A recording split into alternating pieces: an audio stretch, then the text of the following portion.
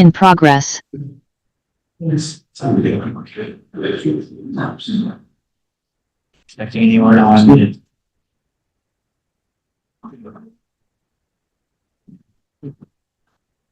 All right, welcome to the Wastewater Council meeting. It is Tuesday, September 3rd, 2024 at 3 p.m. The elected officials we have today are Craig Christensen, Becky Botman, Grace McVeigh, Rachel Ripple, and Gary Jarrett. All this is a public meeting where the presenters and those invited by the council may address questions. Unless otherwise by other people. Please wait to speak called on by the council chair. When speaking, please be sure your microphone so the record is clear and those listening virtually can hear you.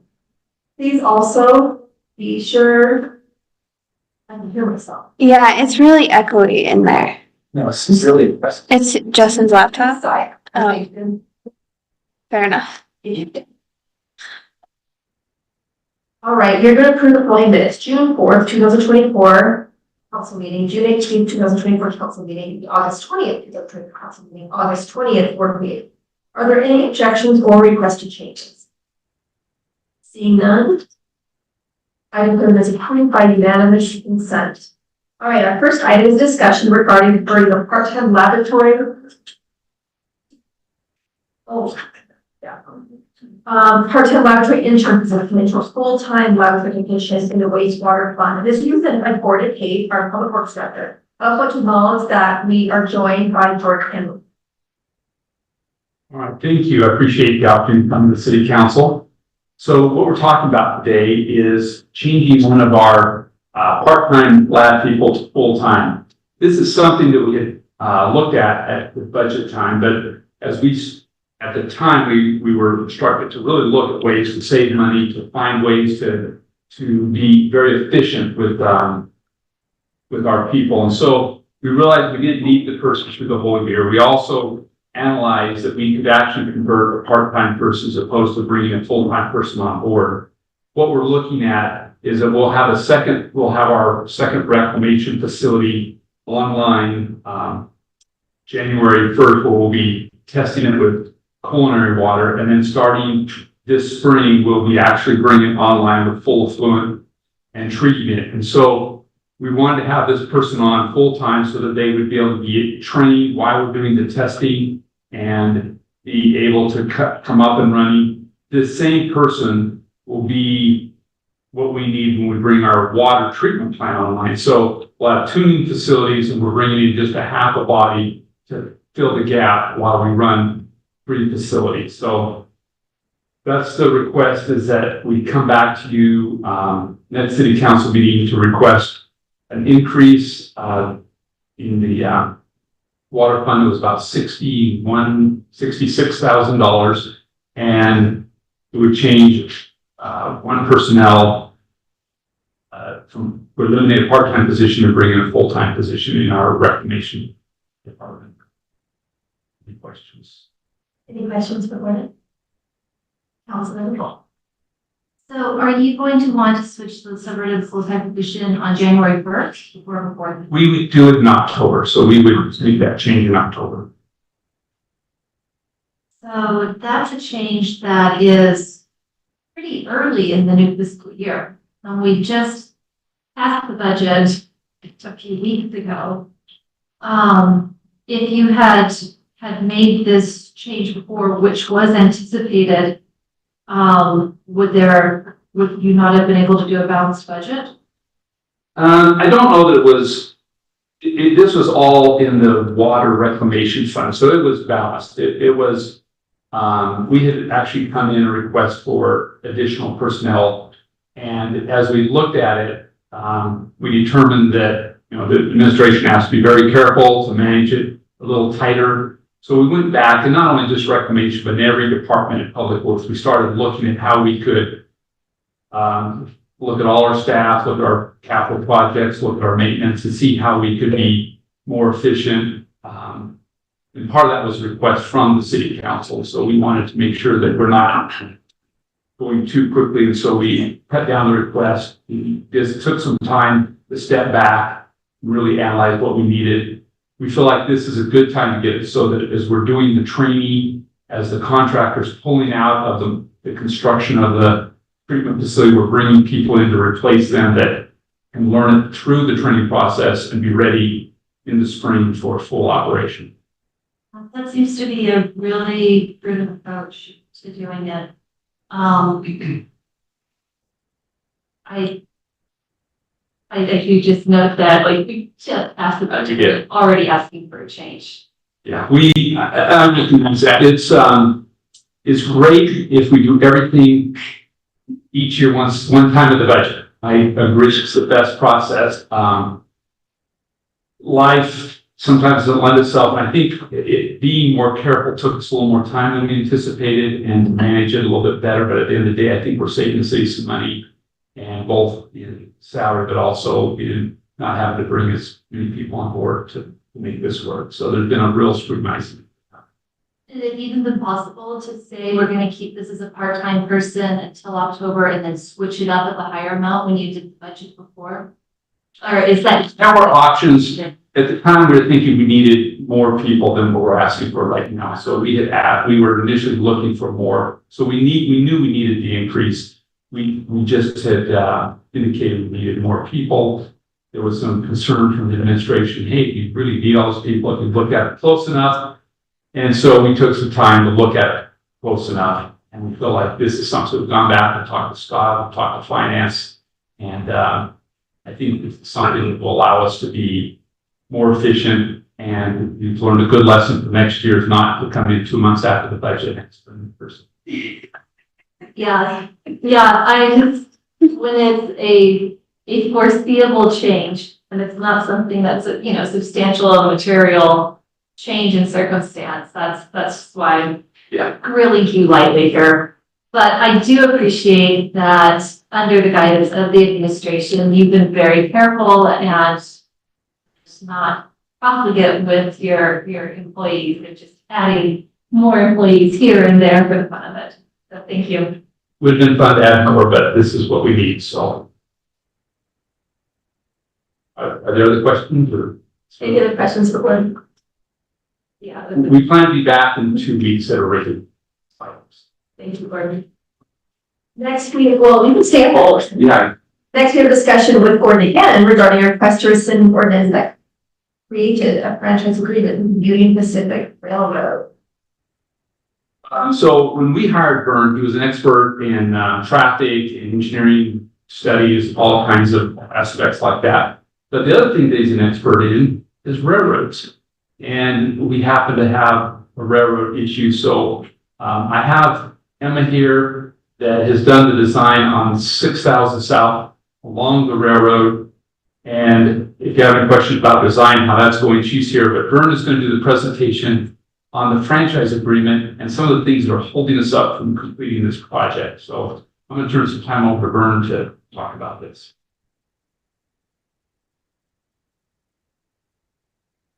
Thank you, Gordon. I'd like to be called an expert. That's really nice of you. Not often I get to be called that. So today we get to talk about railroads, one of my favorite subjects. But we get to talk about specifically the franchise and ordinance agreements that have occurred in the past between Provo City and various railroads. So there were 2 franchise agreements. The first one was in 1897, and that was particularly a franchise agreement to construct a single track standard gauge railroad. We had railroad came here in 1873. That was the Utah Southern Railroad. We also had a narrow gauge railroad, so converting from narrow gauge to standard gauge was something that was kind of important. So in March 1897, the Rio Grande Western, and there'll be a different railroads as we go through this, they went ahead and accepted that franchise agreement. And so by 1890, just a couple, 3 years later, all the track that was narrow gauge from Salt Lake City to Provo to Grand Junction had been converted to standard gauge. So a lot of us railroad geeks love the old narrow gauge when we talk about that. In that agreement, all street crossings and sidewalks were to be planked and maintained by the railroad. And they were also required to construct and build a roundhouse in the Provo city, and extend the main line to and up Provo Canyon. We all know that occurred. So that's the first agreement. The second franchise agreement happened in 1909. And there's quite a story behind this. I won't bore you with the details, but it divided the community. And there was a lot of problems between the business community and residents, and even wards and states, and the president of LDS Church even made a comment about this. So this really divided the community. There's a wonderful story behind it, but I won't bore you with that one. In 1909, we entered an agreement with the Denver and Rio Grande Railroad Company. Provo mayor approves it a few days later. And then in August, we did a Provo City deed of conveyance and ordinances signed. Notice the double track main line this time. And so instead of single track and going from narrow gauge, we've got a standard gauge, and we now got the double track. And they were required to build a passenger depot and other buildings like freight depots and other things necessary to operate a railroad. And the railroad paid the franchise agreement of a whopping sum of $200. The second franchise agreement expired August 27, 2008. So successors and assigns of this franchise agreement is the Denver Rio Grande Western Railroad. And they bought out in 1988, the DNRGW bought out the Southern Pacific Railroad. They maintained the Southern Pacific Railroad name because the DNRGW was just in Colorado and Utah, only 2 states. And so the Dippers and everybody else was very familiar with Southern Pacific, because they had Oregon and California and Arizona and Mexico and Texas and Louisiana. They had many more states, and they were well known. So Union Pacific in 1996 purchased the Southern Pacific. And that's where we're at today. The main railroad is the Union Pacific Railroad that passes through here. Now, with that being said, other than UTA's front runner, we have 4 railroads that pass through Provo on a daily basis. We have the Union Pacific Railroad. We have the Utah Railway. We have the BNSF Railway, which was a merger between the Burlington Northern and the Santa Fe. And then we have Amtrak, which is our passenger train, which passes through here twice a day. So some current issues that I have with the railroad, and I could say that our city has with the railroad, is we're trying to build a trail and a sidewalk on the south side of 600 South. And because of that first 1897 ordinance, make sure I got the right year on that. Sometimes I say it was the wrong year. I said 1887. It's the 1897 ordinance. Well, they claim ownership, and I can't build anything right now on that until we do some action. So sounding trains at night, I don't know about you, but I've received hundreds of calls about the locomotive engines blowing at night from 10 p.m. to 6 a.m. We don't have a quiet zone at 820 North. We have to pay annual fees to the railroad whenever we travel for their power lines that go over the railroad tracks. Difficult to obtain underground and overhead access and permits. It takes us months, if not years, to get approval for a project in Provo City because of the railroad. We're not unique. That is nationwide in all 23 states that UP operates in. Not maintaining the railroad crossings, not providing notice to Provo City when the railroad raises tracks through the railroad crossing. So they'll come through and they'll raise the track about 2 to 3 inches to get that ballast back underneath there on solid soil when their 12 million pound freight trains pass through Provo. So with that, they don't give us any notice, and they're supposed to. And then all of a sudden we go across a crossing and it throws out our alignment, right? It's a bumpy crossing and we get residents complaining. And finally, no defined property lines along the right of way and operating without a franchise agreement for the past 15 years. These are all things that I have a concern with the railroad. And if we reached out to our department heads, I bet we could triple this list. Here's the area that we're specifically talking about on the 6 South project. We have over $800,000 grant from Mountain Island Association of Governments to build this 10-foot sidewalk / trail and connect it to our new pedestrian overpass and go all the way over to Second East is what that funding is for. I'd love to give it the property to do this and then extend it all the way to Fourth East where Mazer Park is.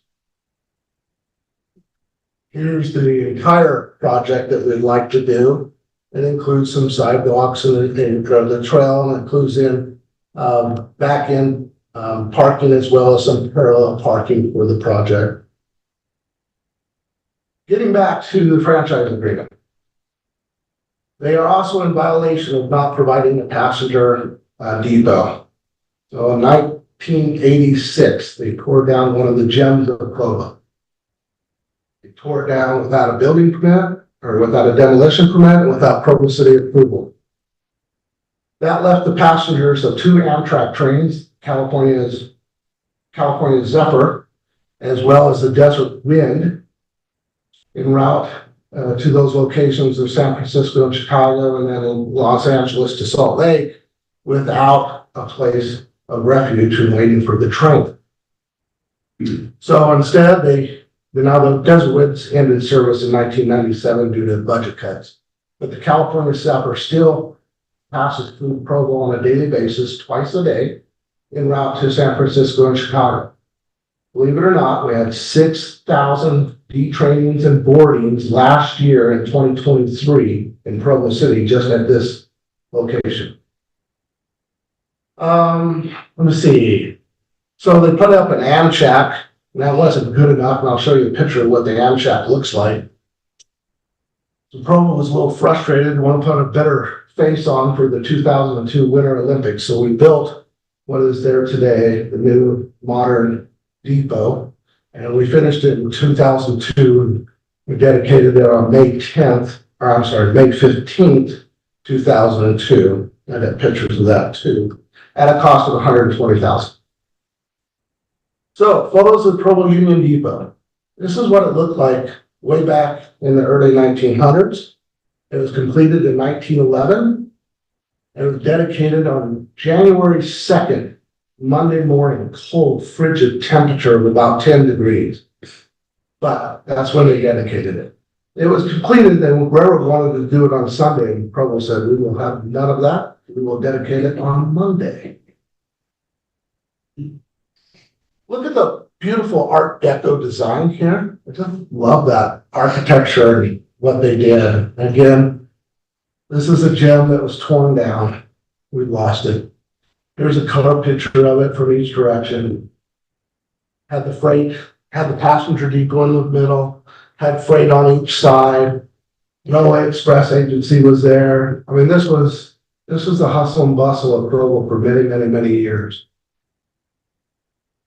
This is what we got when they tore it down.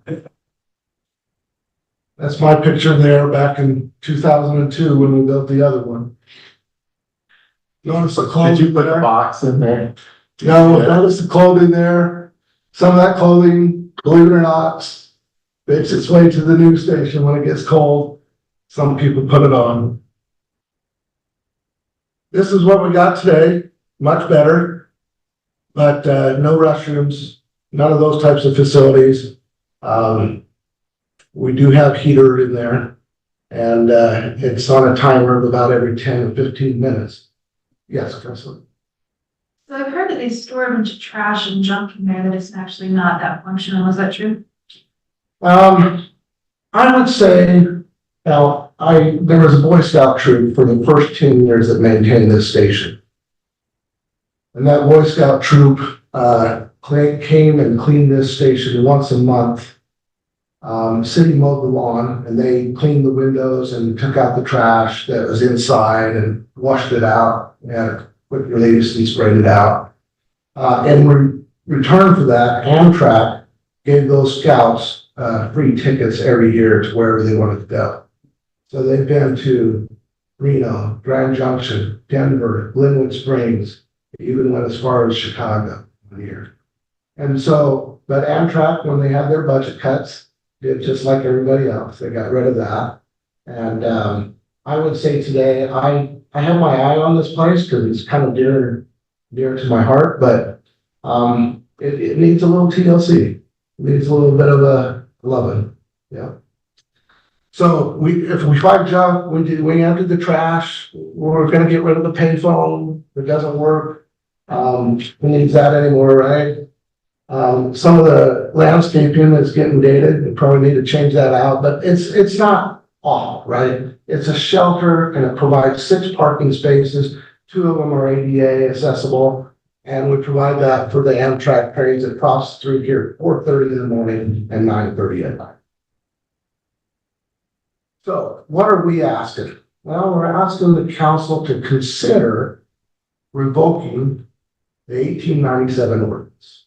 We're also asking them to pass a resolution recognizing that the agreement expired, the franchise agreement expired way back when on August 27, 2001. Then we believe that all street vacation, which we vacated all 600 South, all rights of way and property that were provided in the 1897 ordinance and also the second franchise agreement will return back to Provo City. Now, are we asking the railroad to lift their tracks up and move them? No, that's not what we're asking. But in hopes of that, we're asking, and hopefully we can get that 6 South Trail constructed. And we want to be able to bring Union Pacific to the negotiating table to exercise an enfranchise agreement for the next 20 to 25 years, and hopefully one that will be more and worth more than $200 in franchise. Here's the properties that we're talking about. So this is 2-acre parcel. We did somehow get a hold of the street back. But this is where the depot, Amtrak depot is today. It's about 2 acres. We'll get a full acre of that back because we already have the street. We have another little parcel right here, over there by the pedestrian facility, bridge. And then the blue area is another little small area just outside University Avenue Viaduct. Also, we would get this full amount that we need for the 6 South project. And we'd love to be able to complete that project. So let's go on.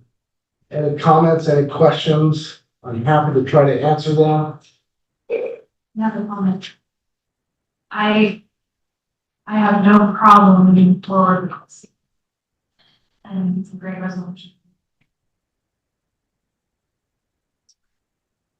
We're, Yeah, I would echo that. Thank you, for being vigilant, especially about the, problems that you run into with the noise, but I'm also very interested in that 600 South project, and I know you've been working on that, and I'm glad to know. I've forgotten your name already. Emma. Yeah, I'm glad. Maybe I'll have a conversation with both of you at some point. I'm just interested in making sure that project goes forward. I'm interested in making sure that that's safe and bikeable, and the speed on that street is reduced because it's a real problem right now. But that we don't pick up the time to have that conversation, but that's a very important project. I think there are a lot of people in Provo who need it and want it, and knowing that this is what part of what's holding it up, that seems like the right thing to do to move this forward. Thanks.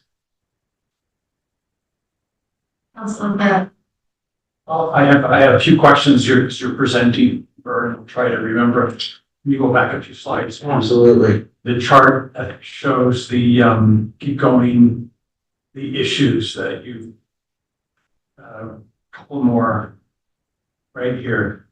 So you said here difficult to obtain overhead access and permits across railroad tracks.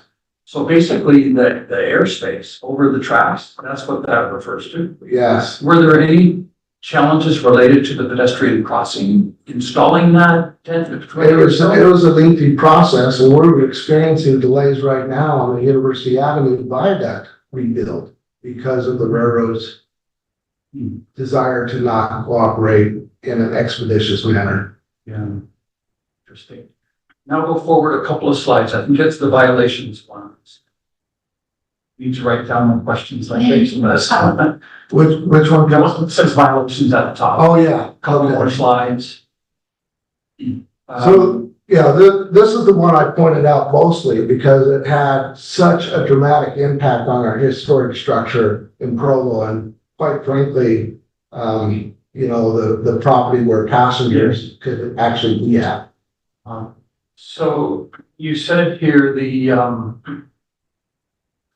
Denver Rio Grande demolished the historic depot.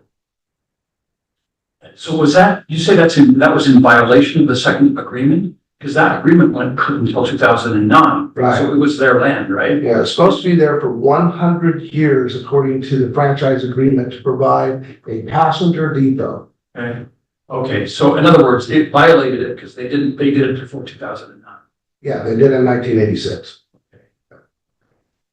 But you said, sorry, but you also said they did it without our permission or? Yeah, they did it without a demolition permit. A structure that size would obviously require a demolition permit, and it did not get one from Provo City. In fact, people were stunned just because DNRGW walked away with it. We had a couple homeless issues. This is no different than what we have today.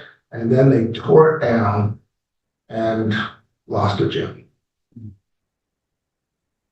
Thank you. Interesting. Councilor Whipple. Yeah, so they built the depot, they tore down the depot. We built a new substitute depot, but they didn't pay us or contribute to that. Did they ever build a freight depot or was that part of the big one that they tore down? It's part of the big one. So is there a freight depot now? No. Is there need for one though?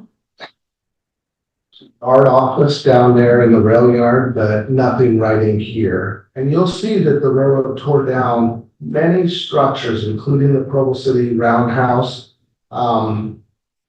They tore down depots all across this great nation because they were being taxed. So our taxing policy that we had basically led the railroads to try to save money, cut corners, and tear down those structures so they weren't being taxed. That's what happened to the Roundhouse as well. Yeah. So is there precedent in any other places for revoking these franchise agreements or enforcing them or anything? I'll refer to the legal department, but there have been some major cities, Denver, Seattle, and others who have revitalized their downtowns and got rid of major rail yards and redeveloped. So Elitch Gardens, if you've been to that in Denver, that was the Colorado and Southern Railroad Yard. I toured that thing before it was yanked out and revitalized and redeveloped into a touristy area that it is now. So it can be done. It's very specialized negotiations with these railroads, and they don't like to admit or let out any publicity that they redo franchise agreements. Theirs is expired.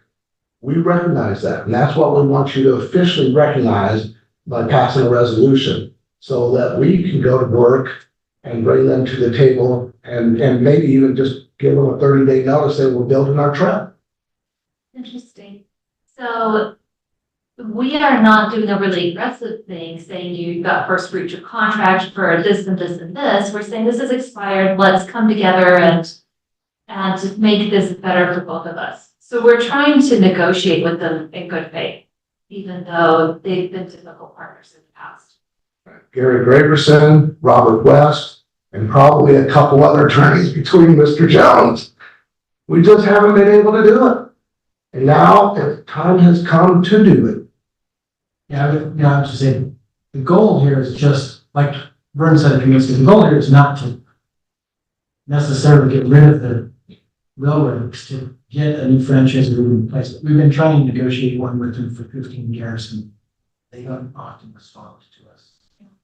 Well, I appreciate that Public Works has been having several challenges in, the physical operation of the city and our infrastructure related to where it crosses this railroad. And I think you've done a really good job outlining those. Are there any other problems you've encountered with that? You mentioned like the maintenance of the rail crossings. So we're clearly not doing planks and gravel like the 100-year-old document anymore. But is that governed then by like our current standards that the city council has adopted for what those at-grade crossings should be and the signage and everything? That state of Utah has control over all the public railroad crossings in the state. So they have a standard design that they're supposed to adhere to. You know, the argument that we don't do planks anymore, that's correct. We want to upgrade, but the railroad doesn't operate steam anymore either. And in the agreement, it said steam engines. Now. That reference to steam engines. Right. Okay. So their technology has increased just as safety has increased at these crossings. Yeah, well, and it looked like the language in the document allowed for us to upgrade our standards for the crossing, although it did not allow for an upgrade away from steam engines. So it was kind of fun. Yeah, it's kind of fun to see some of the old technology, and look how much transportation and technology has changed in the 115 years when we did that agreement in 1909, right? And when it was, anyway. That's why we want And yet shorter. it's still the same in some ways, right? In some ways, it's still the same, right? Interesting. So that's Get why. extra credit for bringing a document from 1909, for making picture of the mayor. That just made my day out of that.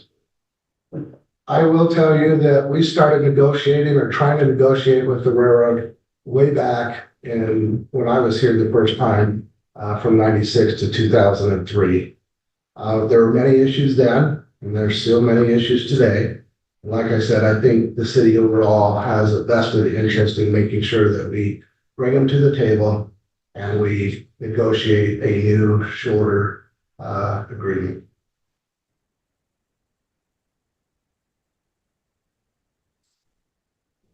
Anything else for them? I'm supportive of getting this done too. So however you guys would like to move it forward. Thank you very much. We appreciate your support, and hopefully this leads to development of safer infrastructure for the residents. And quiet.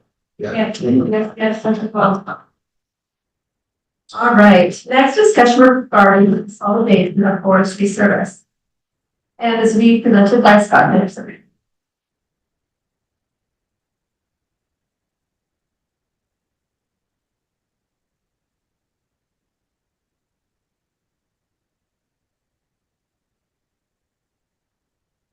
Thank you, council, for this opportunity. The mayor, administration, departments, and the council are all on constant quest for organizational and operational adjustments to add to the efficiency of our government. And we feel like this is a great next step as a discussion on forestry services within Provo City.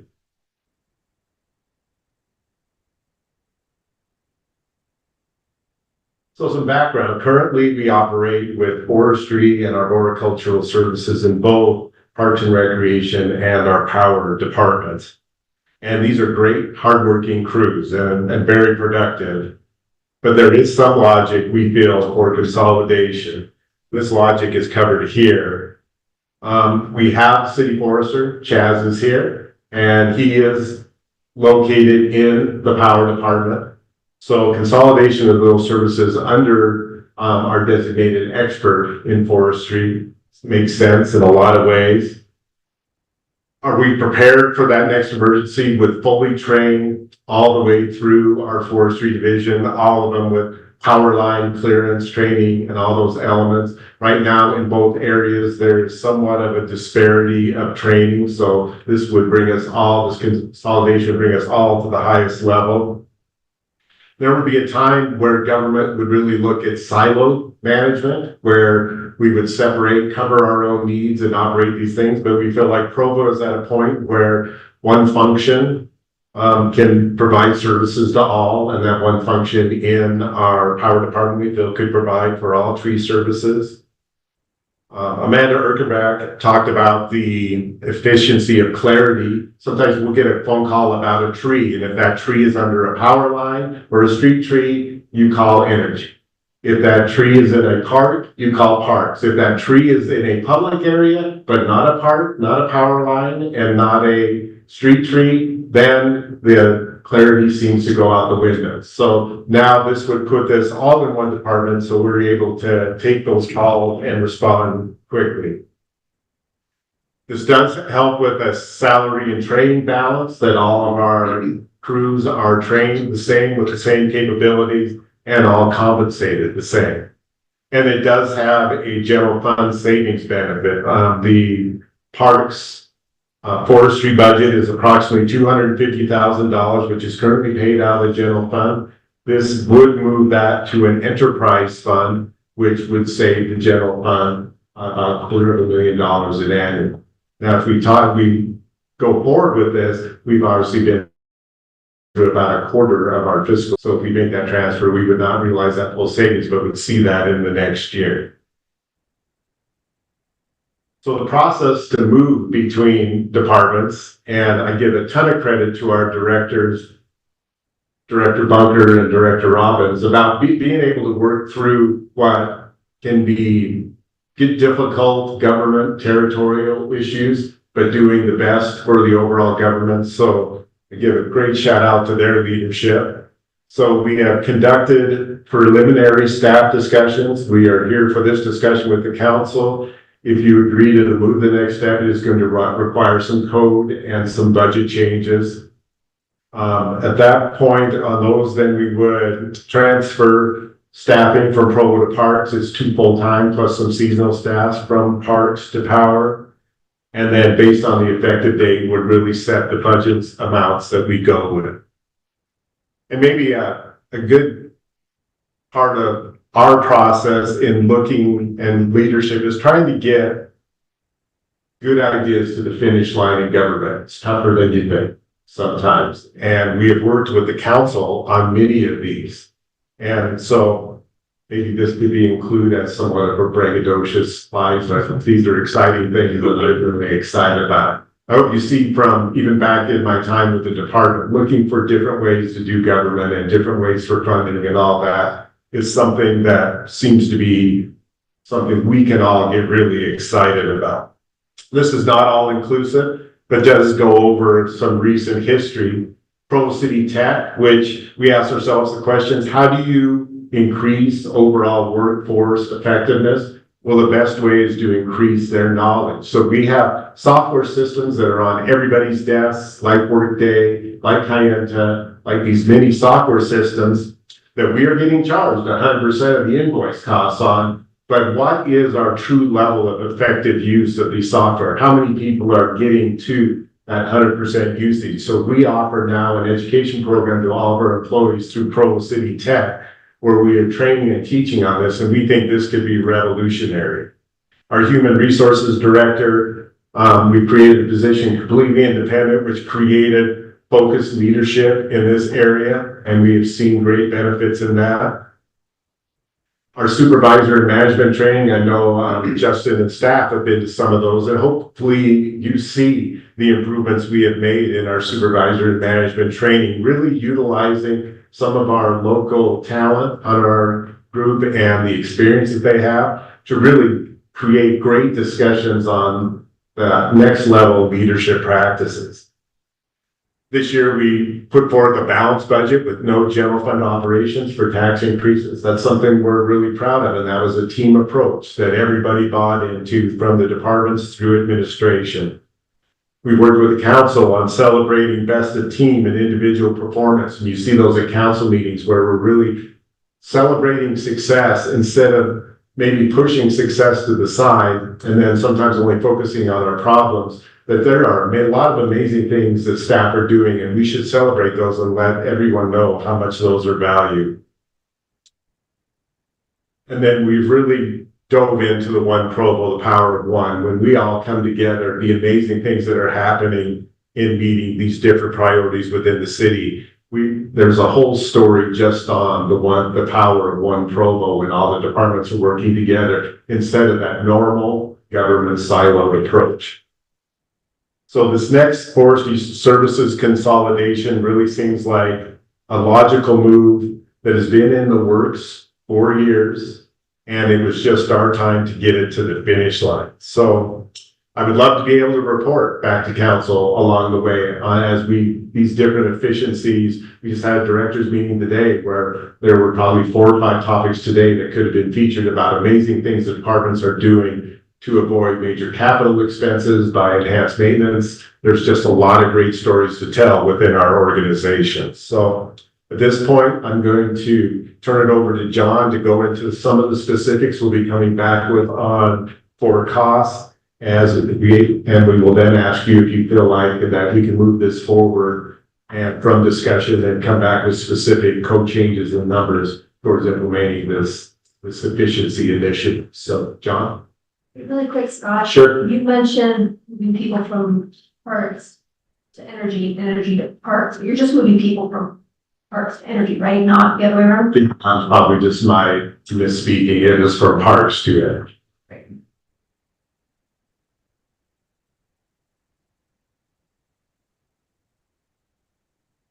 Yeah, so we've gone in and looked closely at the expenses that Parks has incurred up to this year. We're planning on making the changes Scott mentioned on October 1st. The budget was just a little over $250,000. Right now, we anticipate that $205,000 we would need to increase the budget in the energy department, to be able to cover the operations from October to next June. And then the plan is that we would go into the general fund and just decrease the budget in the general fund, since they wouldn't need to fund those operations for the balance of the year. And so we've looked at, there's also 2 vehicles, 2 trucks that they've been utilizing that energy would use. So we would move those vehicles to energy, and we've also transferred the money. The money would also be included for them to be able to maintain those buildings for those vehicles for the balance of the year. So any questions with it? So what we'd recommend is coming back 2 weeks on the action agenda, just doing an appropriation out of fund balance for energy to fund the rest of the operations. So any questions? So just to be clear, are you appropriating new funds or just moving budget stuff from parks to? Appropriating new funds. It would be appropriated out of energy, and then we would just reduce the budget in general fund parks. So why would you just take a little portion of the salaries and whatever from the parks and moving on to energy? Why would you appropriate from the general fund? It could be done. The thought that this new long-term plan would be that that energy would just be taken care of in a one Provo approach, this new operation. And so the thought and logic behind that would be that that would be one of the things that energy provides. And so there wasn't the anticipation to do a transfer. So could be. Well, clarify one thing on you said the appropriation is not from the general fund. Right? That's what I said, It's yeah. from energy fund balance. And then the budget gets reduced. You're actually adding money back into the general fund, taking money from energy fund. It would help the general fund balance, yes. But what we are not recommending is that we would leave that balance in the general fund just to spend in other ways. No, we would decrease the budget in the general fund.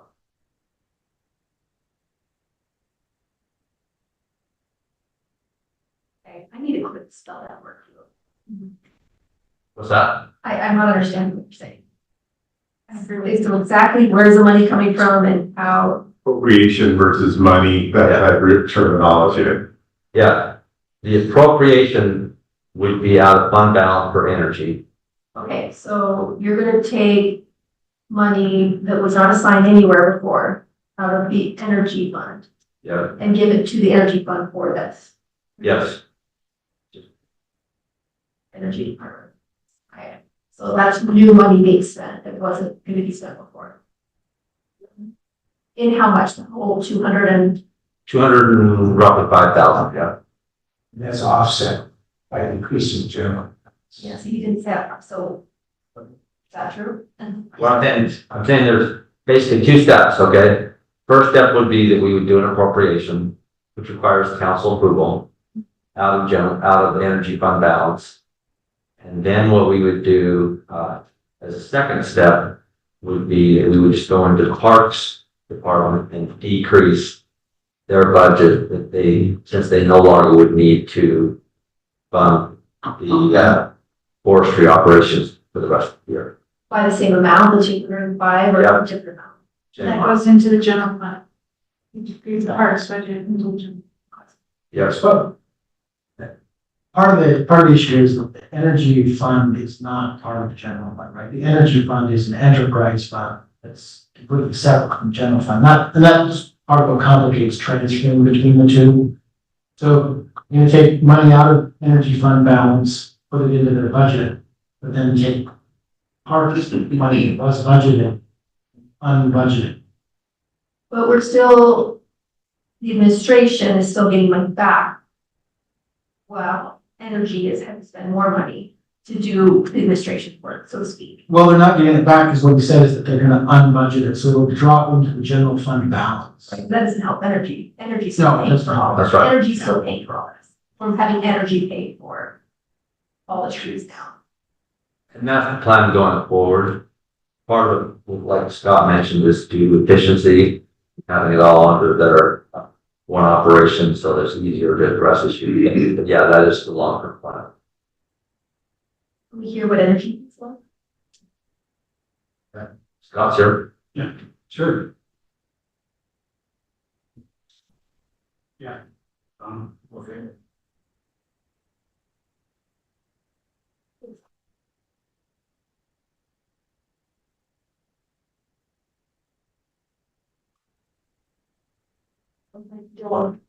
That's okay. Just talk loud and Rachel and Gary's mic should work. You're good. Why would you want to do this? I've warned me about this before you left. This has been in the works for some years. I will say that, back in 1997 and 1998, this was the plan then as well. There's some complicating factors that came into play then with Mayor Stewart, and it didn't happen. And so we've been dealing with these inefficiencies since then, and the frustrations, and that's when Doug and I finally got together after some other frustrations and just said, with Scott's help, we got to solve this. There's just too much infighting going on, and at some point, if we just put it all under one umbrella, then maybe that'll make it much more efficient and effective, and just eliminate these problems altogether. So this originated. Didn't originate from me, but, well, if you want to go back to 1997, that was part of the process to do it then, before it got shut down then. It's been your, forestry has been your baby for your life, Yeah, right? right, yeah, absolutely. And so you're 100%.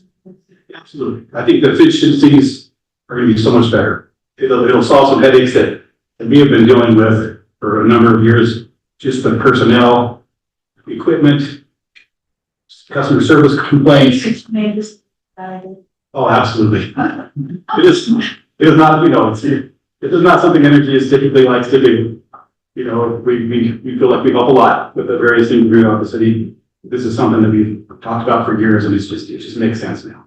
why were we separate? There were some silos back then that it isn't, and some people didn't want to play the sandbox together, and there were other reasons that came up, and so Mayor Stewart just said, yeah, let's have energy just take care of these trees, and let's have parks take care of these trees, and that was actually amended several years later, and they actually gave all the street trees and the city forestry program to energy, everything but the park street and park. So just kind of finalizing something that was started and has been done in processes since 1994. So when Scott says the key is to get it across the finish line, 27 years later, Right. that's not understood. Yeah, definitely. Well, at least it wasn't until since 1909. We appreciate Vern's perspective. People like this, they just seem like a short amount of time. Vern talked like he almost was there. Yeah. Probably.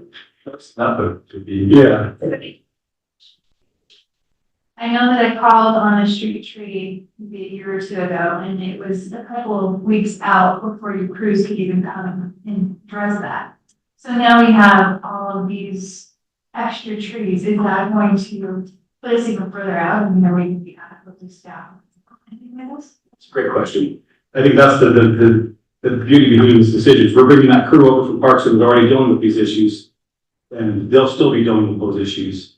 What it does is it allows us some efficiencies with equipment and personnel to mix and match as we feel we need. You know, sometimes you only need 2 men on this job, and you can take the other 2 and move them over with these guys on this job.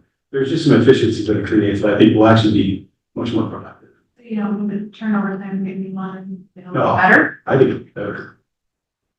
Matter of fact, everything Chaz touches gets better, so I'll put Chaz on the line and say, that's, there you go, there you go. Got that name with me, but no, just. All right, any other questions for John or Scott, Council Whipple? Yeah, so will we be doing chargebacks on this now? Like when the forestry under power addresses trees that are in parks?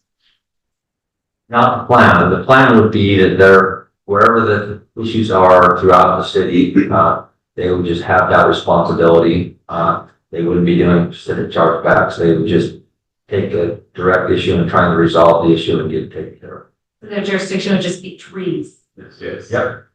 Okay. And as a city, we've gotten very good at taking money from the utilities. There's never been a return from the general fund to utilities. So as we were talking about this, I think the idea of this efficiency and importance and getting the right people on the bus doing the right job, we never really thought that a general fund subsidy to the utility general taxpayer would be an appropriate way to do this. So the presentation didn't really say much about the history. Are the 2 different crews like sharing equipment now? Is that why there's conflict? I don't understand why 2 different crews operating 2 different sets of trees through the city would be in conflict with each other. Separate. So separate crews all the way through. I think where it comes down to, and I think customer service can speak to it, they're represented here, is not all trees are covered by the responsibilities that are defined. Not all the trees are street trees. We have trees on other public lands that aren't parks, that aren't street trees. And that's where some of the trees along even the river, and in preparation for that, there's more holes than you'd think. And so when those requests happens, each one had very defined responsibilities, but it didn't cover the whole city. Whereas now with these teams all together, you know, under one city forester, and I think there's a reason why the city forester is in the energy department. As I talked to Scott throughout this process, it was contemplated, at least to start, that this is where tree services would start and finish, would be with where the location of our city forester. So the conflict were trees that were not specifically assigned to either group, and then were they playing a game of not it, or is that it? That's a great description. Okay, I have a better sense of the issue now. So we will be keeping the same number of forestry people, they'll just all be under Chaz. Exactly. Okay, I like that idea, like, I'm good with Chaz. Yeah, A lot. I know. okay, and Becky already brought up the priority of response for trees and everything, so we don't think that trees and parks and things will languish untended while we're just giving priority to trees that are traditionally under power's jurisdiction. We did this without any transfer of workforce to energy. What? Legitimate concern. I think we are transferring the workforce that is in parks over to forestry, and so that adds to Chaz's toolbox in being able to do these. And he actually has, you know, a bigger crew, a bigger system to respond to emergencies, do those things. Or a big windstorm comes through, we have way more tree crews that are certified for power line clearance and do those things, and we are able to work and respond to that. So we have a bigger, more effective crew to work from. And will they be able to coordinate with parks still? Like if they notice that some of the park's trees aren't getting adequately watered or something like that, that they can communicate that? Well, just saw a memorandum of understanding between the departments today. Didn't get a chance to read that email yet, but I'm sure it was very well done. Talking about, you know, extensive coordination and conversation and open dialogue and all that. This is something that, you know, really breaks out of that, the government silo type thing and really gets to where it's departments working together to form a function. So Right. Who's in charge of shrubs then? definitely that would be based on location. So if it's a park, it's that. All right, Yeah. thank you. Anyone else? Oh, Councilor Christensen. Yeah, this should have happened 26 years ago. Thank you for the common sense of making that, kudos. Councilor Baldwin. Okay, so is anyone gonna get a pay cut for this, or how do the park people feel about now being in energy? Do they feel like they're the stepchild and stuff? Okay, it wasn't the reason for the move, but there was a discrepancy in pay. Because the energy department's crew was certified line crew, they were compensated higher than the parks crew. So the park crew kind of became a farm system a lot of times where they would go here, that would be their next opportunity. So now by getting these extras all certified in that same power line clearance, that creates an equity in pay. So definitely no cut. In fact, it's an enhancement with the skill set of training that is possible that they can improve themselves and get under that. Still have like a Chaz in the Parks Department, I don't even know who that is, right? You still have some kind of a supervisor in the Parks Department, he's gonna move over under Chad, is that gonna be an issue? Well, we will have a crew lead, which will move over under Chaz, and he will maintain his same status and compensation goal. So it's not like he's being demoted or. Yeah. That would be a non-stop. We have 4 crews with crew leads, but we'll be just bringing over additional crew, very similar to set up and combining right with our crews as well. So, And these guys will be certified, we certify them, and then they'll have the same rate. Everybody's gonna be happy in this mess. yeah, I think so. And there is, you mentioned a supervisor in parks, Jazz, this is part of the memo of understanding, this is part of our agreement. So that when Doug and I and everybody else have gone, there's an understanding that moving forward, their houses can be continued coordination at least on a quarterly basis, not a monthly basis. We looked at to make sure that everybody's needs are being met. Yeah, that's kind of one of the first things that I asked was, what happens with our James Cornby on the other side, kind of my, equal on the park side. And apparently he's got enough to do on that side where he's not gonna really lose any money, or he's not gonna be demoted, or he'll stay equal. He's got plenty of other job responsibilities. Yeah, with parks, so, and we're gonna need to coordinate on what parks needs, and he's still gonna kind of keep an eye on the parks. They've already got a plan that we've already looked through, what work needs to be done in which parks, Yeah. on a regular basis. The plan is just bring that plan over to us and we'll just keep working on it just like they go. All right, anything else for Autumn? All right, thank you. All right, minutes. The discussion regarding ordinance amending the location of approximately 1.53 acres of real property generally located 34 north, 2760 west, from agricultural zone to long-term residential. This was presented by Mary Barr. The slides are weird. All right. Hold on, Mary, your slides are weird, so let me try and fix them. Sorry. No, it's not your fault. I can talk, it's fairly, guys got the packet, it's, simple. On a time. There's a property in West Provo that, part of it is zoned A15, which has a minimum lot size requirement of 5 acres. They're wanting to, the property is 1.53 acres, so it's already non-conforming. They're wanting to subdivide into 2 lots, so they want to change that zone to R18. That new zone will allow them to have a minimum 8,000 square foot lot from requirement, and it matches everything around them, meets general plan goals, and would allow for a new building lot in the area. I presented at the neighborhood meeting, took about 3 minutes, there were no questions. And then at the planning commission meeting, there's quite a lot more discussion, but I think we're able, both through the meeting and afterwards, I talked to some residents and I was able to help their concerns a little bit, but any questions? Yes, with London. First of all, I appreciate that. I did go out there yesterday and I did speak to a couple of residents that were there. And I did speak to one of the others right after planning commission after. In planning commission because she does correspond with me often. Yeah. I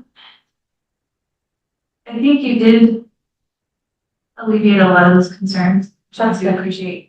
But when I went out there, it was just really expressed that they're okay with a couple of building lots and not okay with a lot of building. So is the developer willing to come up with some sort of a development agreement, or are we worried about that, or? Because I know that they said that currently at this moment, they won't be able to have like a cul-de-sac coming from 2760 west. Yes. Because they're 2670 and 2760.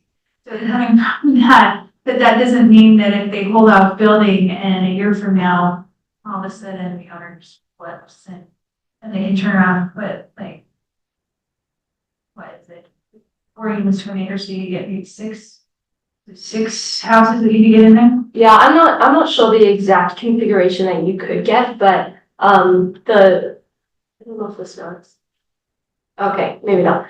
But You're fine, you don't need that. Bogdan? You can just talk. Okay, cool. But what Council Bogdan was talking about is right here is 2760 West. And if this property owner ever decides to develop, if a cul-de-sac goes in there, how many lots could happen? That was a big topic at the planning commission meeting. We're not sure how many lots would go in there. This property owner has firmly told Mr. Zaragoza, who lives here, that he absolutely does not want to develop. So, I mean, who knows how long that will last. But his lot is completely zoned R18 already. So if he does decide to put in a cul-de-sac, he's allowed to do whatever the R18 zone requires, which is what, everyone here is allowed to do. And totally understand not wanting, more housing lots there, but this rezone would allow a big housing lot to be right here, which would, block out that area or potentially more housing lots in the future. That's what they're worried about. The only thing that could happen really on this property, if a cul-de-sac happened, I think on a cul-de-sac, you're required to have like 35 feet of frontage, I believe. I can double check that for a building lot. So that would be maybe like 1, 2, I don't know. I'm guessing maybe 4 building lots on a cul-de-sac. One of the planning commissioners talked about what if this came through and connected over to here, but adding a building lot there would effectively just stop that, right? Because there'd be a building lot in the way. So what's gonna happen if the building lot there? But even though it's considered R18, they just reconfigure those building lots at some point? Do you mean if the cul-de-sac gets put in and they reconfigure this building lot, the new one that they're wanting? So even if a cul-de-sac comes in, it really depends on the configuration of this cul-de-sac, where exactly they decide to put it, their agreement with each other, right? Because they're the ones going to be putting it in. We're not going to come in and put in this cul-de-sac. So it really depends on a lot of future factors that we're not sure of right now. Totally understand that the neighbors are worried about that, but that's not something we can really predict. All we know is that this person has non-conforming sliver of agricultural and they're wanting it to be the same zone as everyone else, basically. Anything else? So where Mary said that on a cul-de-sac, the minimum frontage is 35 feet, that's correct, but the zone also requires the minimum lot width, I think 80 feet in the R18 zone. Yeah. So it's not just getting 35 feet of frontage and I can have these more narrow lots, a bunch of narrow lots you can. The other problem is getting a street through to give the frontage you need and then still have the acres you need. So I think worst case scenario, you'd see 4 lots on this 1.5 acres. I don't think, or I think from what I was understanding. Yeah, I think possibly you might be able to get 2 lots off the future cul-de-sac if that ever happens. You might be able to keep a lot out front, kind of flag lots on the east side, perhaps. But I can't see more than that without bringing a public street through. And that's going to eat so much land that I don't see how that would work. Thank you. Any other questions for Mary? Councilman Whipple? So the property owner has been using a little easement through the property owners to the west to access the drive there. Yeah. Do you know how long they've been doing that? Oh, this is way better picture, but, Yeah. I don't have a number, I just know that, well, the property owner, Mr. Zaragoza, I don't think he's the original property owner. I don't even know if he lives there right now, but he wants to live right here, right? He wants to build his own house. So as far as he knows, it's been there since he bought the property. I think it was about 4 years ago is what, one of the, neighbors told me, at the planning commission is when he came in. But before that, not quite sure. It seems like the neighbors said that it's just always been there. We actually had a guy, John Hales, who said he was one of the first houses in the surrounding subdivision, and he remembers it always being there. It's understanding that it's well in excess of what is needed for prescriptive easement. Yeah. Not a deed of easement, it's a prescriptive easement, it's understanding. Right, and so they would just need to get judicial confirmation of that if they wanted to secure it. Yes, but that's one of the reasons for him subdividing it the way he is, because it kind of sets that whole issue to rest. Then he'll always have this access no matter what. And it's his. He owns it, kind of thing. Any other questions for Mary? Alright, thanks, Mary. Cool, hopefully it's a quick meeting. Maybe our quickest ever. I understood. For record. Okay, next, a discussion regarding accessory dwelling, special use permit. And this will be, presented by the we already do a break here? There's one break? Yeah. 5 minutes, yeah. Okay, we will come back at 4:15, but it's at. No, don't be so. There's no- Recording stopped.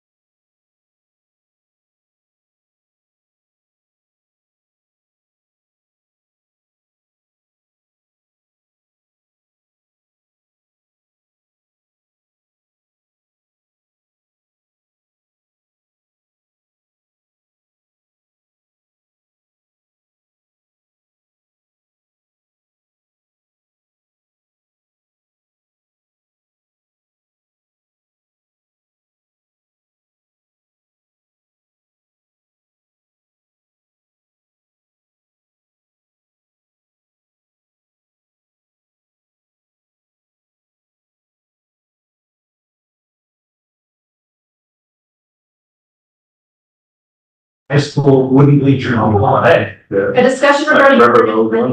Recording in progress. Sorry. A discussion regarding accessory dwelling units, special use permit presented by Maria Day. Thank you, Michael. You're welcome. Okay. So if you remember from our last meeting 2 weeks ago, which is August 20th, I forgot to change that. We had our 8 motions that we went through, and I actually just met with Scott Johnson in Development Services today to kind of go over some of the follow-ups on those. And then we're working on drafting some of those code amendments. There's a number of code amendments, just to kind of give you an update on where everything else sits.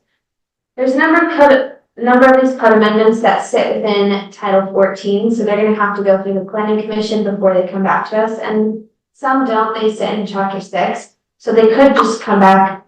Well, they could have come back today, but I wanted to do them all together, so that way they're all go in place on the same day, so it's easier for enforcement to just say everything is going into place, and it will include everything. Today's discussion, if there is motions to amend or change this section, the special use permit process, that'll be a Chapter 14 section as well, so that will also go through planning commission. So today we're talking about motion 8. This is the one we didn't get to last time, which is, we call it in our office the pathways process, the special use permit process. So staff recommendation, if you remember from last time, we talked about repealing the process or amending the minimum requirement of neighborhood approval to 50. Or there's always the third option of status quo and doing nothing, which we did do on a couple of the motions last time. I did have an email from Councilor Hanley kind of saying how both these recommendations are kind of at odds with each other. They're like different paths on what you want to do, which is true. The repealing the process comes from, this was something that was discussed earlier this year by council in a work meeting, and so staff wanted to bring that back up as the recommendation is we wanted to have that discussion. And then amending the minimum requirement, this is the recommendation that staff, council staff, and development services staff recommends. If we do keep the process the exact same, this is the one thing that they would change. I kind of pressed them and said, okay, everything's the same, but you have to make one change. What would it be? And they said to lower the minimum to 50%, just because they found a number of times someone comes in and they have 2 neighbors. And so if one neighbor says no to an ADU, then they can't do anything at all.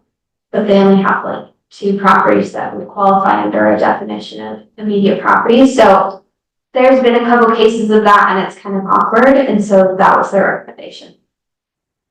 So I just wanted to go over this really quick. This was in the packet. How to get an ADU if it's not already permitted. So we have the signature pathways, which is what we created 2 years ago. The non-signature path existed before that and will continue to exist if we get rid of the pathways process. So right now you can do a single property special use permit, which is what I just mentioned, which is the process where you get 66% of your immediately adjacent property owners next to you to say they're supportive, and then it's completely administrative at that point. For single properties through the special use permit process, it's completely administrative. Council doesn't touch it. We never even know what's happening unless we ask. The other way to do it through the pathways is the multiple properties ordinance text amendment with signatures. I will say it's very similar to the non-signature path, which is the ordinance text amendment, but we added in the buy-in of your neighborhood. So in that way, so you still get 66% of the immediate property owners. Then you also, just like any other ordinance text amendment, you go to planning commission, get their approval recommended approval or denial, and then it comes to the council. But you have that extra layer of neighborhood buy-in through the signatures. Someone could theoretically go through this whole thing and say, well, my neighbors didn't approve, but I'm still going to do it. And they could still go through and do the whole ordinance text amendment thing. They just wouldn't, you would just now know that not 66% of your neighbors want, but that was still always an option. And then the third option, like I said, these existed before we created the pathways and will exist after to get rid of it, which is the single property rezone. This is frequently how ADUs came to us before the pathways, which is how we came up with the pathways. Is that single properties were coming to rezone to a zone that allows ADUs, or doing a single property rezone or ordinance text amendment to be added into that map that's in chapter 1430 that we just added, that recent multiple property ordinance text amendment signatures, where they are now in the map of allowance within R16 or R18. So that was what single property owners were doing. Multiple properties, like I just said, are going through an ordinance text amendment application or rezone to a zone that permits ADUs, either altogether, and then the planning commission and council. And singles, the same, like I just said, ordinance text amendment, so they can be added to the map, or they rezone their individual property to a zone that permits ADUs, which, in the discussions of Housing Committee of 2022, a lot of those rezones were being denied because the zones that allow ADUs outright are higher density. And so they were in the middle of an R18 or R16 neighborhood, and we didn't want a rezone of just a single house that then permitted ADUs, and that was the only reason they were asking for the rezone, which is why we came up with the pathways process. So that is kind of very quick overview of how to get an ADU that's not already permitted, just so that way when we're talking about the signature path here, which is these two, which this first one's completely administrative, and this one is basically the same as this, but with the buy-in of your neighbors and goes to the council.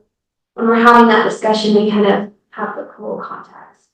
So with that, I'm gonna leave it open to suggested to the recommended motions or any other motions that you might have.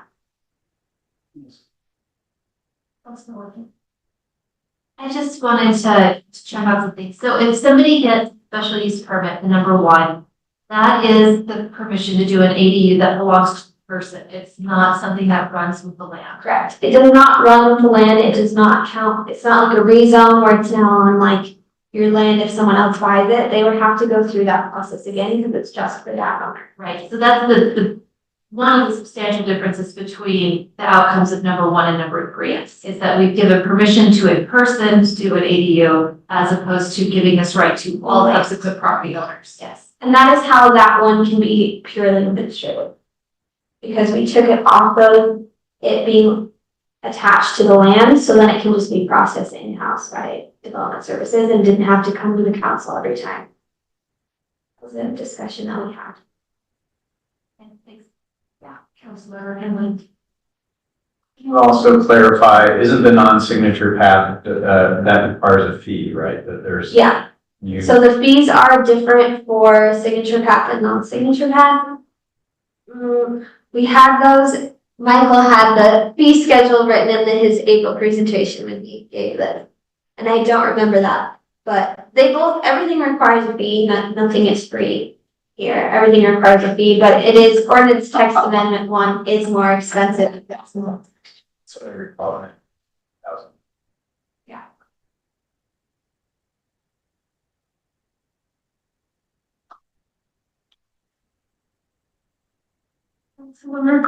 No.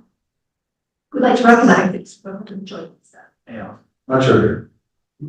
Well, kind of. Number 2 and number 4 are the same. We just added signatures so that we could have something that shows there's neighborhood support. So number 2 is actually a benefit over number 4.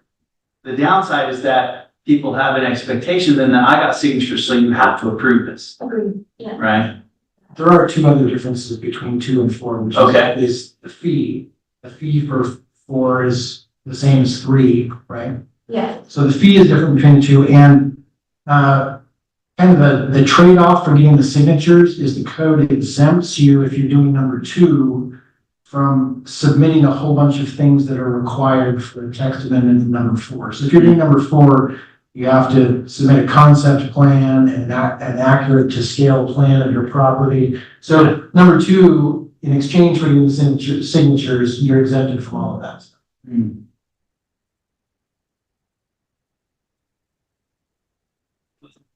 Sorry, Travis.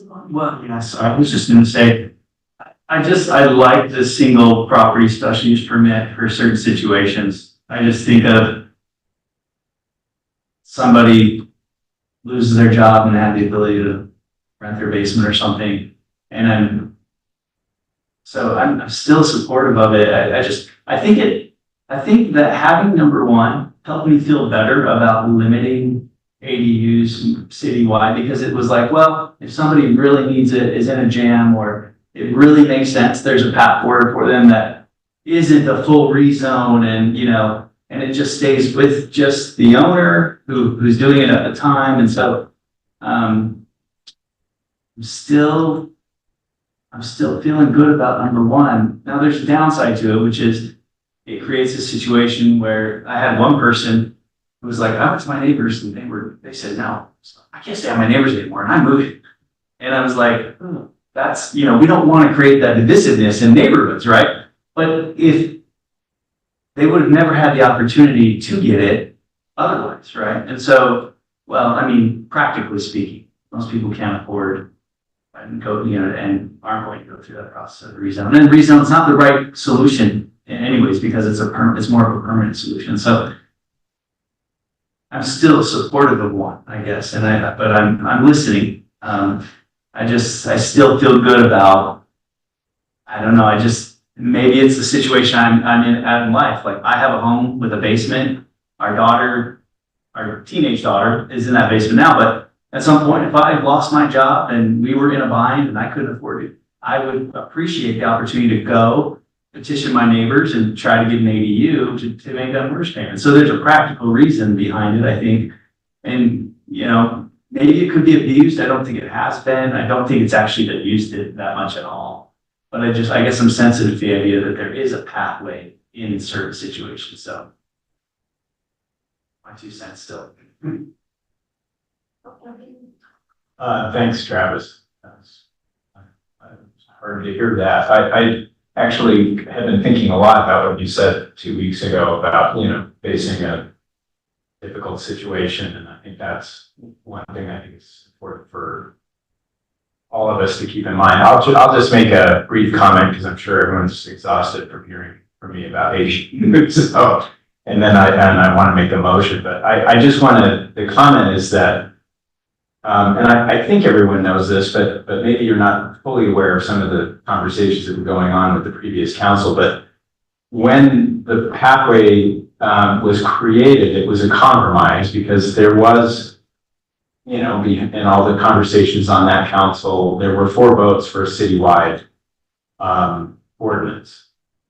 I was interested in that, but I had misgivings about it. And part of the misgiving I had was knowing that council was on its way out and you guys were on your way in. And it felt a little more divided than was ideal. The compromise signature path did not end up any less divided than the council would have been if we passed the citywide, as I recall. So that was unfortunate, because I wanted personally, I think others felt similarly, more agreement on the council, but it was really trying to be as respectful and accommodating of diverse opinions as I think we could at the time. So I would certainly, anyway, I just wanted to share that, because I think that's important to understand that it was a compromised position, and it was out of respect for the larger political process and a desire not to be overly divisive. I get that we all have the right to vote however we want, and if people want to make the repeal today, that's your right. I would just simply hope that we could consider that context a little bit before doing it. I'm a little nervous about not recognizing what the market seems to be telling us, and that is that we have problems with violations. That tells me that there's a problem with with supply. And I think having at least this very orderly, above board pathway scenario in which people have to follow the law, and all of us, I think, seem to agree that as long as the law is being followed, then it's really not that bad of a thing. It seems to me if we cut off that one option, we really are inviting more violations. So if our goal is to reduce violations, I don't think pulling back at this point is wise. Having just passed a whole slew of efforts to strengthen enforcement, which I fully support. I think we all agree that violators are not what we want. I would make the appeal to you to think about waiting to make a decision to repeal until we really know for sure that we have any evidence that the pathway program is creating violations. I just don't think we have any evidence yet to suggest that's the case. So that's one reason why I would want to stick with the status quo and really give these new efforts at enforcement a chance to really gain some teeth. Anyway, I think what Travis said is really valuable. I shared this story before. I won't go into the details, but I know someone who lost his job at BYU because BYU required him to move back into his home that he had to vacate for family reasons, and he was not allowed to get the ADU permit that he needed because we hadn't passed this pathway yet, and he decided to leave his job as a result. And I think there are lots of scenarios that don't have anything to do with age. They just have to do with economic need that it seems reasonable and modest to say we're going to do this. So I would prefer to just focus on strengthening enforcement for the time being and then evaluate this continually as we move forward. And so the motion I would make is that I'm open to a discussion if we want to have the 50% change, but my motion would be to stick with the signature path. Special use permit as it's currently been. Give me a second. I'll second it. I'm not sure what your motion status quo. Has you have like an alternate in there? Well, I know there might be some discussion as to whether or not we should adjust the percentage. I'm less interested in that. I'm less worried about that than I am about the pathway existing. So I think I would rather decide that, but if someone wants to make a substitute motion to reduce it to 50%, I'm certainly open to that. I would be in favor of it because staff recommends it for good reasons, but if that's, I sort of just want to make the motion to get a sense of where we stand as council on this special use permit. Any discussion on that motion? So I just read that something between 72 and 75% of homeowners in Utah have an interest rate that's 4% or less. Which means that they're kind of stuck in their houses. And so if you're in a situation where you've gotten divorced, so I work with that every day, or you've lost your job or something like that, if you can't find a way to make that money in your house and you have to sell it, whatever you get is going to be more expensive than where you are, right? If you're renting, if you're buying, because the interest rate makes that payment so much higher. So, we would love to, somebody else will come in and buy those houses, but at these rates, we're getting more investors buying those houses than homeowner residents buying them. So I think there's a really strong economic argument that supports what Travis has been saying, that we need to have flexibility for people to be able to stay in these. My understanding of talking to staff is that when we set that bar at 66%, we really set it too high so that it ends up being almost an impossible barrier for some folks who really need it. And since that's the criticism or the adjustment that we could do to make this better, if we want to keep that, I really take that to heart. Any other folks? Anyone else? Councilor Christensen. Now, my sense is that, my opinion hasn't changed. I had concerns with this as I came in. It's one of the reasons I'm on the council, it's because there was a lot of feeling in my neighborhoods about this isn't a neutral thing. It does create, I was talking about divisiveness on the council, it actually creates divisiveness in the neighborhoods. And so, and it also creates goodness, I'm sure it's both.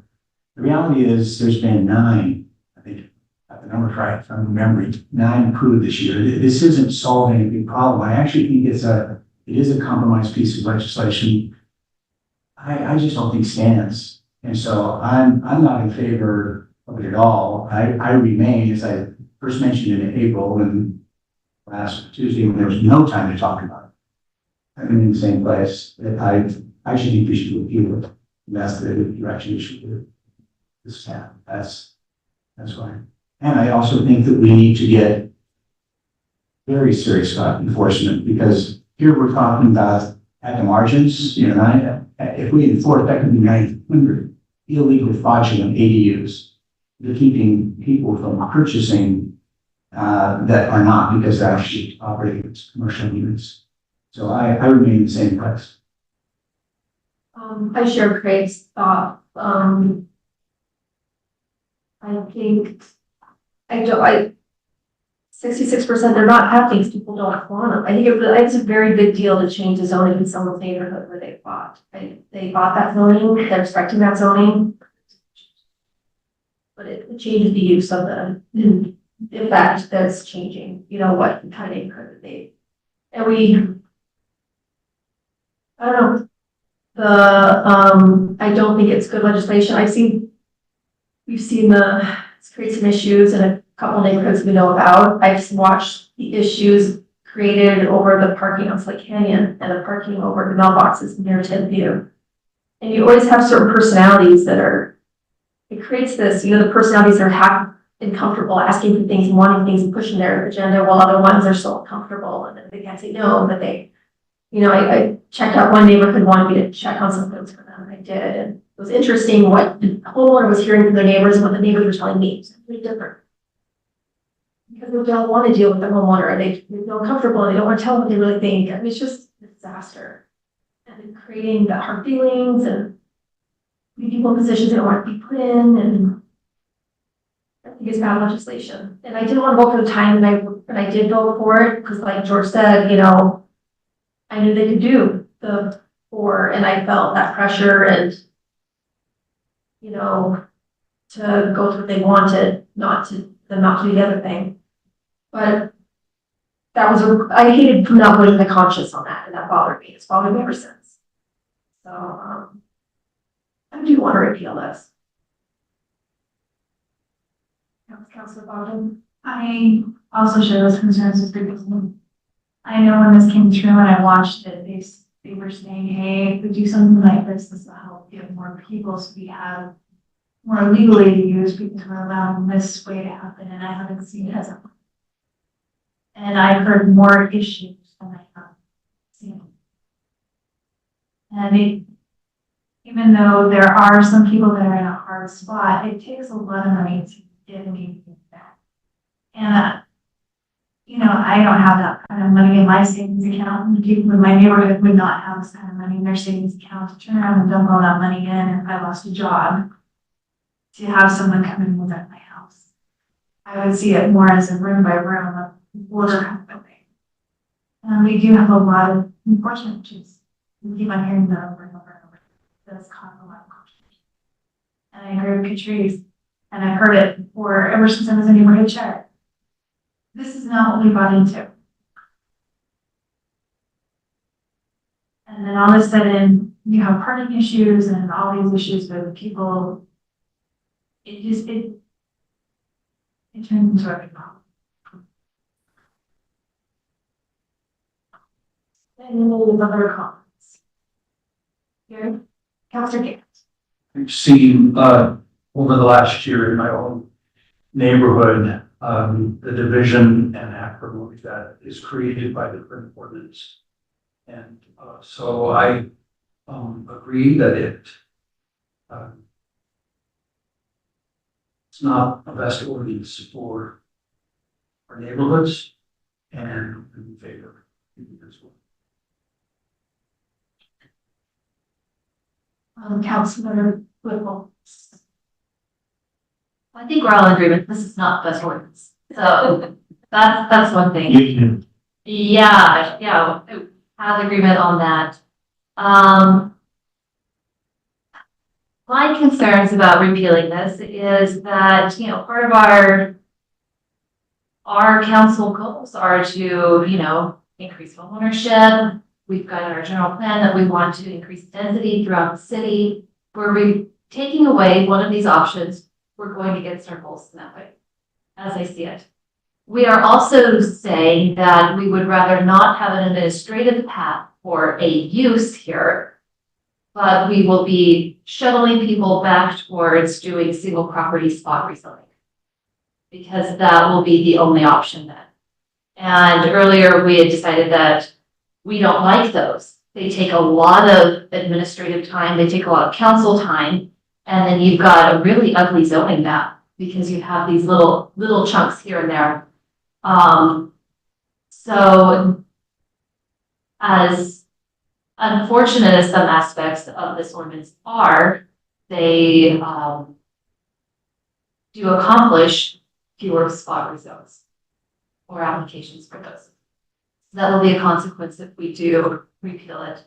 One thing that I note about illegal ADUs, we all know neighbors who have illegal ADUs that we don't report to because we don't want conflict, but also because those ADUs are not causing enough of a problem that they're worth reporting. The neighborhood actually has absorbed those extra residents.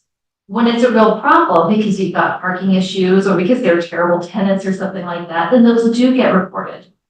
But I think that our city has much more capacity to welcome more residents in than we're giving it credit for. And we're seeing that through all of these illegal ADUs that we all know about and that our constituents all know about. And so by not recognizing that we all know like a good tenants in those, right? Like, young college students, married college students who are living there. We don't want to eject all of those people from our neighborhoods and from our community. That's part of the reason the enforcement is so bad. So we're not telling on them because we care about our neighbors. And I think, although clearly we don't have good data on this, but I think the number of illegal ADUs that are benign or that are beneficial to our community outweigh the number of ones that are a blight on our community. But like anything, we have a negative bias, right? So the really stinky ones take a lot of our energy and attention. They have an outsized place in the dialogue. And we're ignoring the utility of the ones that are not harmful. So,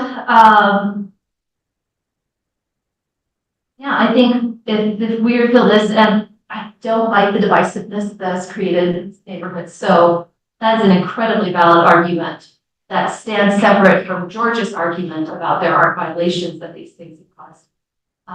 But if you want to repeal it, then I think we'll be looking towards more single property rezons, just as a natural consequence. Yeah, I'm sorry, I meant to say this earlier, so I'll be real quick, but, I'm really concerned. I hear a lot about the uniqueness of Provo. I'm really concerned about our married student population. I hear constantly on campus about how hard it is for them to find housing. Most of the studies on ADUs show that the rental prices are lower for the ADU than they typically are in other rental apartments. The vast majority of the compliant, benign ones that Rachel's describing are couples. And so if we're gonna repeal this, I think we have to be very serious about considering alternatives. I don't think that feels to me like a dead end. We're gonna have this continual demand that we're not providing supply for. And if we're not gonna provide the supply, then we're gonna run into more and more violations. So I just wanna speak up for that population. I'm very concerned about helping them out. And I don't think repealing is gonna do that. Stop now. I think it's also relevant, only 9 people have. It's not the same thing. Well, The cost is, it's the part to pass. in fairness, it doesn't seem that an equal comparison. Because we're not saying let's get rid of ADUs. There are vast swaths of the city that allow ADUs. And so we're not repealing, no, we're talking about 9. And we're talking about this specific legislation. Again, I get why it came up, but I just don't think that's the right answer. And we're not saying let's do away with ADUs. We're not saying let's pull those back. There's a tremendous opportunity throughout the city for ADUs to address those issues. The question is, do we need to be more active about injecting those into neighborhoods that would prefer not to have them? And my vote would be, no, we don't need to be more active. And I can see other people say, yeah, we need to be much more active. In fact, we should do it throughout the city. I just say, no, actually, I think what we've got is enough. So repealing this, number one, isn't like tearing down ADUs. It's a piece of legislation this year allowed 9, and maybe it should have been 15 or 20. It's still a very small number compared to the number of legal ADUs. And again, we have no idea unless someone can tell me the number of illegal ADUs. I think that's our bigger issue. I'd like to see us spending our time and energy upon that. I don't want to stop discussion. It is 4:47. All right, so we need to take a vote on George's motion. So, right, George's motion was to continue with the status quo. Or should I just make a substitute motion? You can, I'll make a substitute motion that we repeal the signature path. All right. Yes, and can I clarify whether you mean 1 and 2 or just 1?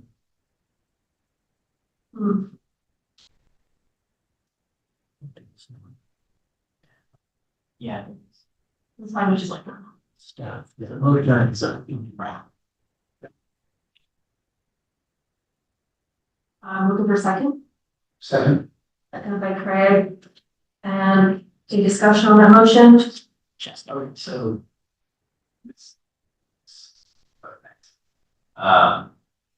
We had this come to us this year.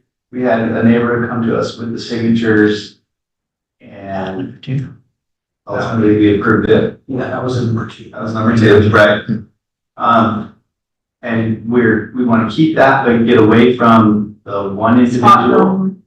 Spot zoning.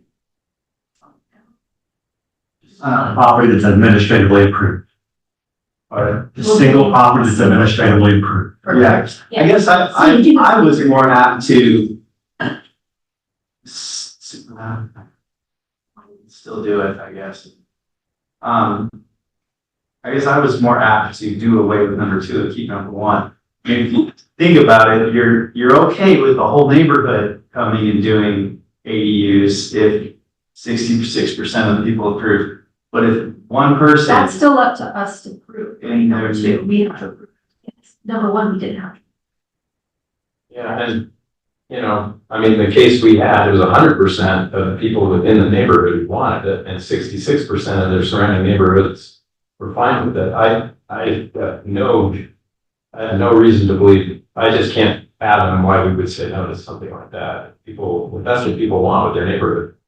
Yeah. They all saw the financial need in their neighborhood. Yeah. I guess I just look at it like, we're so worried about repealing this thing that only 9 people have taken advantage of it. And probably those 9 situations, there was good reason. In any case, I acquiesce because I don't have votes. So I would just stop talking. Protest votes. Nah, I would also say, to me, there is, first of all, I need to see how we're going to enforce. Because if there's no enforcement, this is all a joke. And I think it's really, really bad for the city. So, That's my point, Greg. That's why I'm saying, why not wait and let us. well, but regardless, we've got to have enforcement. I was actually going to look at number 2. Assuming we had enforcement, and we don't, but assuming we had enforcement, I would feel differently about a neighborhood collectively who says, here's what we want to do with our collective neighborhood and our community, our sub-community, in someone individually doing it. Assuming that enforcement, and we don't have that yet. But I see some merit to if there was enforcement, and we knew how, and we could actually figure out that's easily good. Any more discussion on that motion? The substitute motion? But the substitute motion is only to fill. Yes.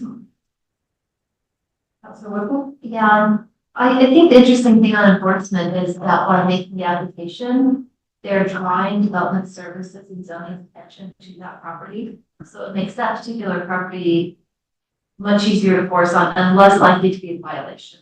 That we're concerned about. And that's not my objection isn't that causes, number 1, causes enforcement issues. That's not my objection. My objection, number 1, is it's legislation that addresses a very small number. I think you can see some upside, but also there's downside to it. I just don't see the value of it. I would remove it. Do we know how many people fell in the 50 to 66%? No, I don't have a Solid number on that? Yeah. But there Scott were could tell me 3 examples specifically, and then Aaron said, yeah, I can remember one. So I don't know, like, I don't have a hard number on that. not that many, but Well, it's not that many total, so I don't know how many. yeah. We're not even more against it. Lower number, like you're still imposing a neighborhood change on people who want to certain kind of neighborhood. So where are we in? Can we take a vote? All right, so, So. this is So repeal number 1. This is a substitute motion to get repeal number one. I would say yes. Councilor Hoagland, No. Councilor Bogdan. Yes. Councilor McKay, yes. Councilor Whipple. Despite my reservations with the pathways process. Councilor Garrett. Yes. Councilor Hanlon. No. Right, so that passes 4-3. Right, that's all I had, so. Thank you, Malia. And like I said, all these amendments will be going through planning commission and then back to you in probably a month or 2. I have a 10-second add-on question here. I don't think this needs a motion unless I regret asking it. But since we're doing, since in keeping with the motion, we would need to do an ordinance amendment to get rid of number 1. There's been no motions regarding number 2. Does anybody have a problem with, as an administrative recommendation, not something coming from you, if while we're doing the amendment anyway, we add some language to 2 to clarify that the signatures don't automatically Yes, that is get you approval? Yeah. Is that okay? manage expectations. That just seems to be like a good idea. All right, if there's no objection, we'll adjourn the close of the work meeting by unanimous. Recording stopped. 36 minutes. Those are all in place.